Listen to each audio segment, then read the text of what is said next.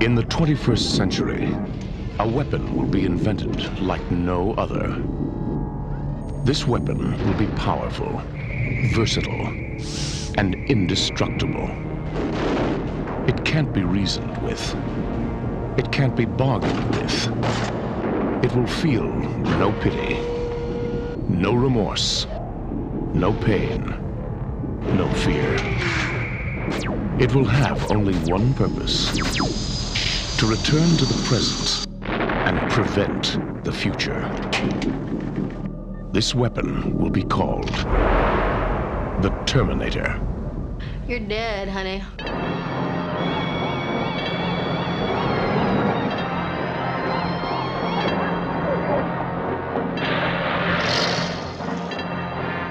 What day is it? The date! 12th May, Thursday. What year?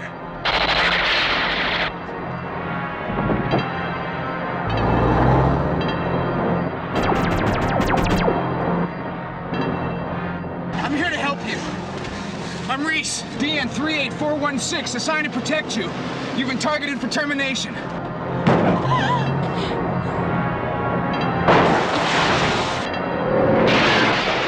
Why does it want me? Why me?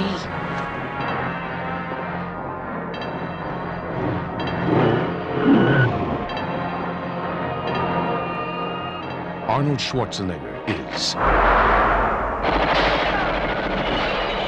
the Terminator. Your future is in its hands. It's a science fiction action thriller set in the present day, but it has a lot of futuristic overtones, time travel and robots. You know, science fiction and all of that kind of stuff. It's not very often that you get an action movie that's got a real strong story, like the Terminator. Metal pieces, killing all of the people on the set. Well, what are you talking about, Boom, boom, boom, boom, boom, boom, boom. It's a down and dirty action exploitation film. I wrote it that way on purpose, Yeah. The Terminator.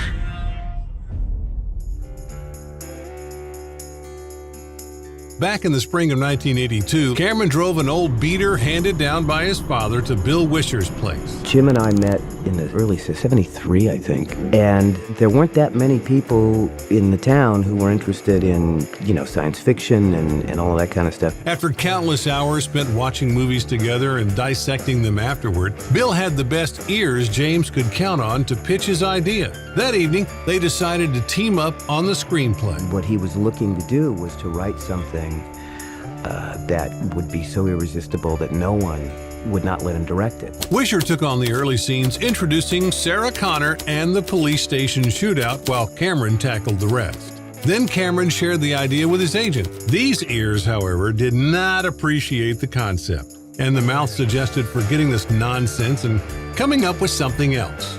The meeting ended with the agent's dismissal. I think that you have to find some kind of inner strength that says, what I'm doing is right. Gail Ann Hurd, once Roger Corman's assistant and a fellow veteran of B-movie battles with Cameron, was the third person to hear about the Terminator. I knew Gail was the type of material that she knew and that she understood, and she knew low-budget effects. So she was a natural choice. After Cameron's departure from Corman's studio, Hurd had climbed the ranks from production assistant to full-fledged producer on several cheap flicks. She saw something special in Cameron's pitch and offered to produce the movie. We decided that we would collaborate on the film and bring it to the screen. In a deal that was practically a steal, she bought the screenplay rights for just $1, promising Cameron that not only would the movie be made, but he would also direct it. It was a bargain that would catapult Cameron's career, although it meant he'd barely earn a dime from the franchise's future spoils.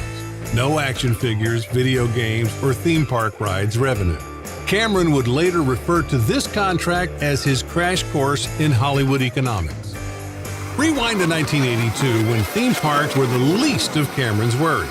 I wouldn't sell the script unless I went with it as the director, and of course that was a turnoff for almost everybody.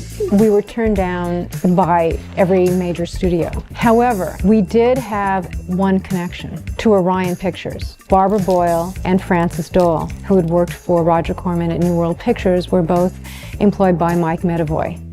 and we slipped the script to them, and they loved it. Ever the resourceful producer, Heard managed to get Orion Pictures on board to distribute the film, provided she found someone to back the production. Landing a distributor is usually tougher than finding a producer since it almost guarantees some return on investment. That's why Hemdale Pictures decided to join the venture. They weren't expecting a masterpiece, they just wanted a slice of the box office pie. But after Cameron flooded the head of the company with sketches and detailed descriptions of a dystopian future filled with robots, they teamed up with HBO and nailed down a budget of $6 million.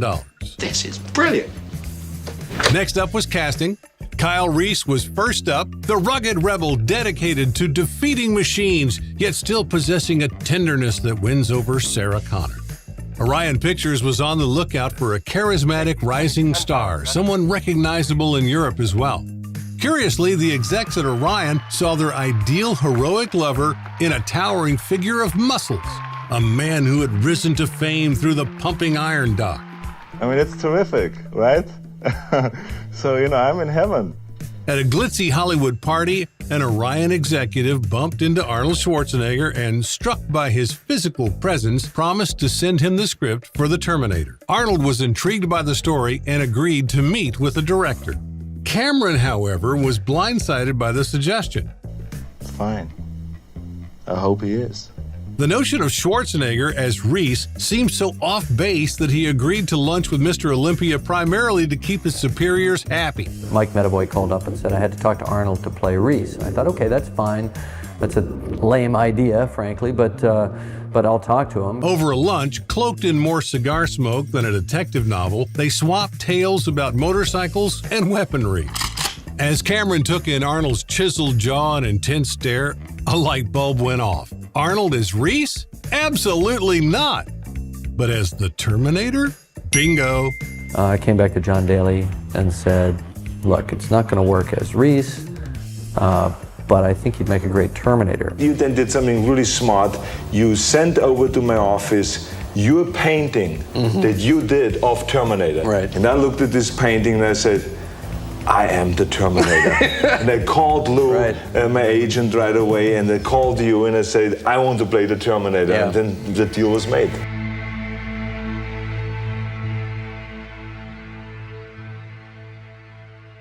Previously, Cameron had imagined the machines as kind of a spy with a forgettable face who could easily infiltrate the rebels. The Terminator I always saw as this kind of cipher, this kind of anonymous guy. He thought Henriksen, the sheriff from Piranha 2, was perfect, but in Arnold's emotionless gaze, he saw something more compelling. This epiphany not only shifted Lance to the role of Detective Vukovich, Same shit. but also robbed another muscular guy of the role of a lifetime. And believe it or not, O.J. Simpson was at one point brought up to star as the Terminator. No one was really hooked to O.J. Simpson playing Terminator because he could not be sold as a killing machine. Yeah. Securing Schwarzenegger meant that filming would be delayed for at least a year and a half, as the actor was already preparing for his role in Conan the Barbarian. We wound up in a one-year holding pattern, during which I practically starved to death. My mom was sending me coupons in the mail that allowed me to buy 2 Big Macs for the price of 1. And using, cost-saving techniques like this, which proved beneficial once we actually started making the film, I was able to survive long enough to begin production. Although Cameron was anxious, he had plenty to keep him busy. The role of Kyle Reese was given to the up-and-coming Michael Biehn. It's a very complex character because at the beginning we look at him as a villain because he's going through the same movements and the same pattern of action as the Terminator. But then he has to change and become the hero, and then beyond the hero he has to become the romantic lead, if you will. So there's a transmigration of the character that happens. This is great stuff. I could make a career out of this guy. Michael came in to read for us, and he gave the best reading of any of the actors that we'd seen, but it was with a Southern accent. And we talked to his agent, very politely said, Michael's very good, but we really don't want him to seem so specific that he comes from the South. And myself and my agents were like, well, what are you talking about? I'm not Southern. I'm from Nebraska. That's Middle America. It turned out that he'd been reading for a Cat on a Hot Tin Roof the morning, that morning of the reading, and he hadn't shaken the accent. used to always wonder what you were thinking at that moment. The last major role to be filled was that of humanity's savior mother, Sarah Connor.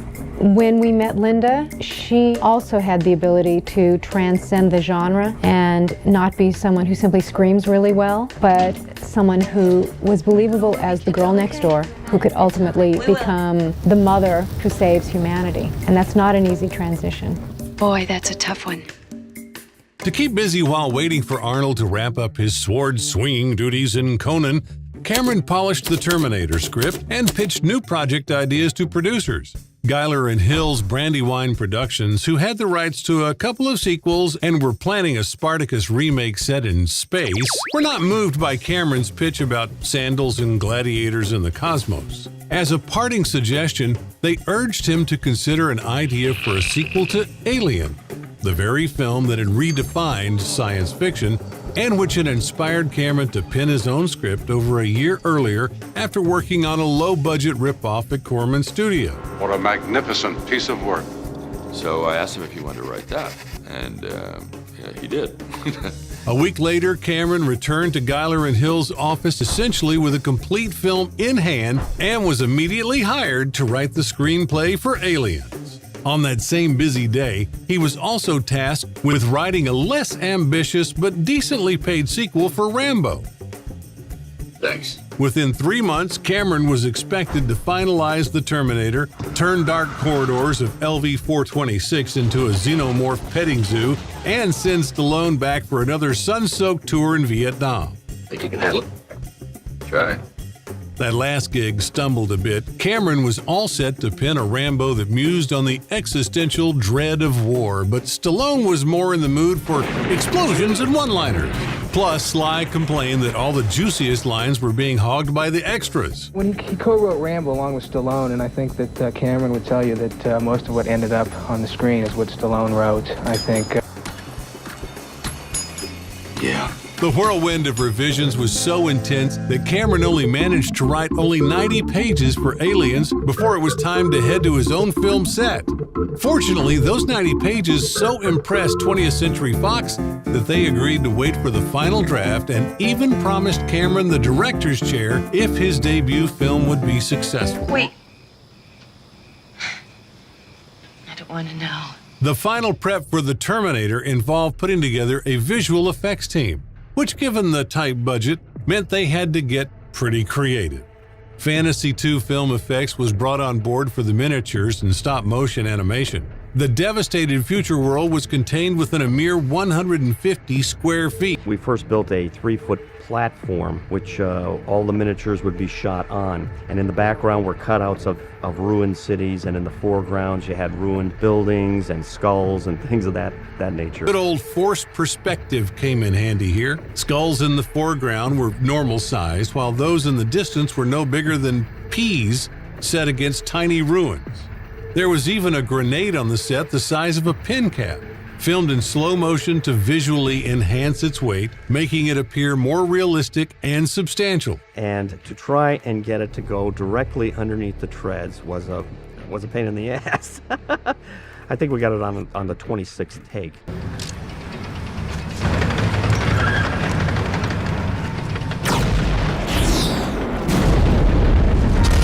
Just one hunter-killer model was built. Hunter-killers. Patrol machines built in automated factories. Any slight movement would sway it, ruining the take. So dozens of attempts were needed before this flying monster soared convincingly. The robot models were many too, with early CGI whizzes handling the laser shots. And not just a single line that glowed. He wanted them to have a lot of depth, complexity. He had a color that he was really working for. These tech pioneers also managed the command line interface from the Terminator POV. According to this interface, the Terminator's brain is powered by an MOS 6502 chip. That's the same as in the Apple II computer. So if machines ever start a war, we know who gave them their brains.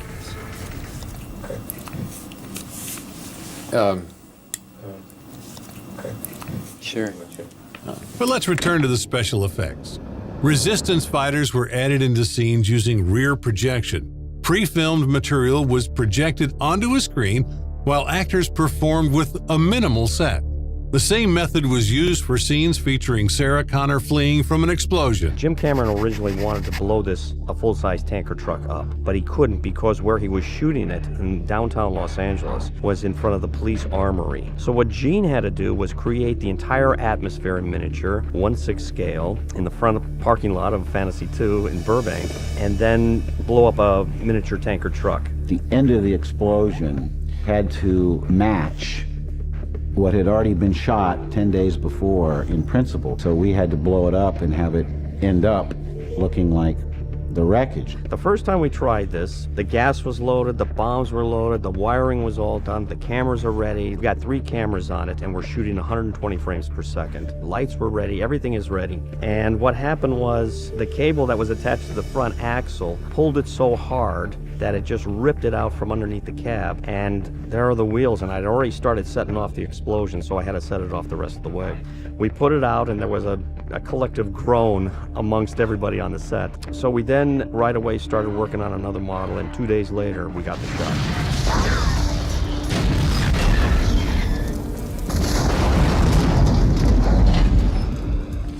While Fantasy 2 Film Effects certainly brought their A-game to the set of The Terminator, they weren't the wizards behind the real magic. James knew that the key to the film's success lay in the seamless blend of makeup and animatronics. And when it came to the top dog in this field, nobody held a candle to Dick Smith. This guy scared the pants off of audiences in The Exorcist, transformed Brando into Vito Corleone, and splattered squibs of fake blood all over the sets of Taxi Driver, The Deer Hunter, and a slew of other iconic flicks. He was the one who agreed to talk with us, read the script, and then said, you know, I'm not the right guy for this. The right guy for this is Stan Winston. Recently Oscar nominated for the quirky Heartbeeps. Some people use a Rolls Royce to plow turnips. Though initially skeptical, it was Stan Winston who would turn Cameron's wild fantasies into tangible realities. They would become not just collaborators, but comrades in arms, eventually founding a visual effects studio peppered with Academy Awards in Stan's workshop. And I was extremely fortunate in that I had amazingly talented group of guys to work with, whose names will remain off the screen, and no one will ever know who they are because I'm taking all the credit. But back in '82, those glory days were still far on the horizon. Cameron first dazzled Winston with robot sketches so detailed they looked like ready to build blueprints. Stan joked that James was the best artist who ever worked for him. Jim, I honestly, but why don't you give me a little sketch here and sort of milk out the sketches from Jim Cameron. Go, okay, we'll work on that, and then I could go over to the guys. We're done. We got it. Let's just here's the body cavity, and here are the hips, and here's the shoulder. And by the time all was said and done, Jim had sketched every detail of the endoskeleton, and thank God for him. And then I ended up taking credit for it all, which I will continue to do. In scenes where the machine self-repairs and pops out an eye, animatronics controlled by a skilled team of puppeteers took the stage. Though today that head might not win any awards for realism, back in '84, it chilled and thrilled in equal measure. A couple of sculptures were actually done. We used one of them in the truck at the end when he was driving. I will be looking at photographs, and I myself would ask myself, is this me or is this a dummy? And only and out of 10 times when I was asked the question, I must have been wrong 6 or 7 times. So this is how close this was, or exactly a resemblance of my face. So it was really amazing. Even in a film, there was no way of telling. The interesting thing is that as good as the heads turned out, the makeup turned out actually better than we thought it would. And I think allowed Jim some more freedom as a filmmaker to shoot, for Arnold to be able to act more. Get out. And then a couple of close-up shots just to sell the depth inside that skull. And we made a huge oversized endo eye area that we used for close-ups for the eye operation, and also allowed us to show the irising using actually a camera lens for that piece. So those were all the various pieces that we used for the endo. And the scene that truly steals the show is when the Terminator, let's just say, steps out of his skin. For the wider shots, they restored a stop-motion animation. Despite their best efforts, the 100-foot main puppet just wouldn't walk on its own.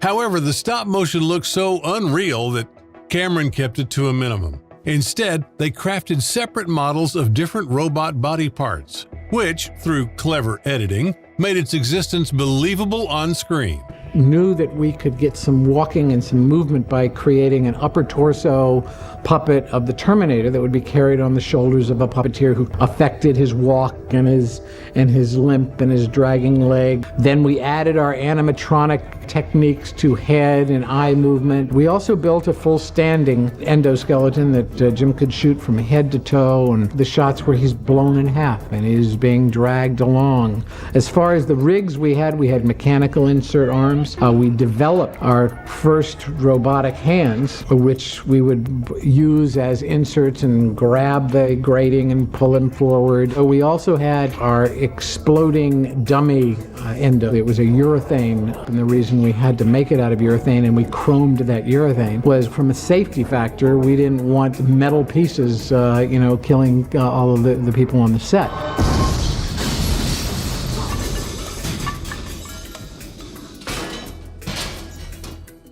In addition to the challenges of bringing the director's visions to life, there were also mundane problems. We shot downtown LA, the worst parts of LA, at night, during the summer, so it was hot, it was humid, it was dirty, smelly, all those alleys and stuff, it was nasty. But it worked for the movie. Right before we started shooting, Linda Hamilton broke her ankle, and we were concerned and that she'd be able to actually carry out the performance that was essential. The schedule had to be rearranged so that scenes requiring her to run were shot last. Even walking was a struggle, but fortunately, she didn't have to act in moments where she was in pain. Later, Arnold struggled with a shot involving a motorcycle turn, so Cameron himself jumped on the bike and demonstrated how to do it. Schwarzenegger wasn't asked to do much. In most of the action scenes, a stunt double wearing a Terminator mask replaced him. This was Peter Kent's first job in Hollywood. I was sent out to meet James Cameron first as a lighting stand-in. Okay. And then Jim took a look at me and said, you have the job. By the way, have you done stunts before? And I said, gee, I may not have this job if I don't say yes. And basically that was it. And I walked into the set and he was sitting in the corner and he looked at me up and down and he said, nah, too tall. And so I figured that, that was the end of my job. And I turned around, he goes, I'm just joking, sit down here and have a cigar. The next thing, I found myself on set being asked to fly through windows and get set on fire. The coordinator eventually sussed me out and said, you have no idea what you're doing, do you? And that basically saved my life because he helped train me. The final stage of production was the soundtrack by composer Brad Fiedel. He did the whole score in his garage.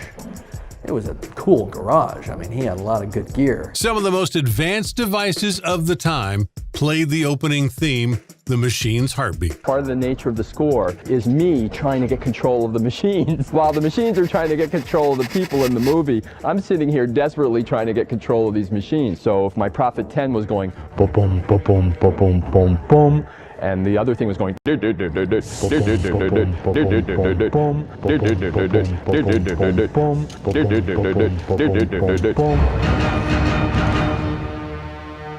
Indeed, Cameron managed to make a real film, not some piranha flick or Star Wars knockoff, but something truly significant. That's why the reaction from Orion Pictures felt like a slap. The studio perceived it as a down and dirty action exploitation film. Like a Charles Bronson film, 1 week in and out. Crazy son of a bitch. I made the statement that as a science fiction film, we should sell it on its own merits because that's a very particular audience. He said, this is not a science fiction film. You can't sell this as a science fiction film. Star Wars is science fiction. If you promise that, people are going to feel betrayed. If they go into the theater and you're telling them it's science fiction and it's this. I said, well, it does involve time travel and robots, two of the biggest mainstays of science fiction. All science fiction films aren't necessarily about space travel. He didn't get it. Shut up! Still don't get it, do you?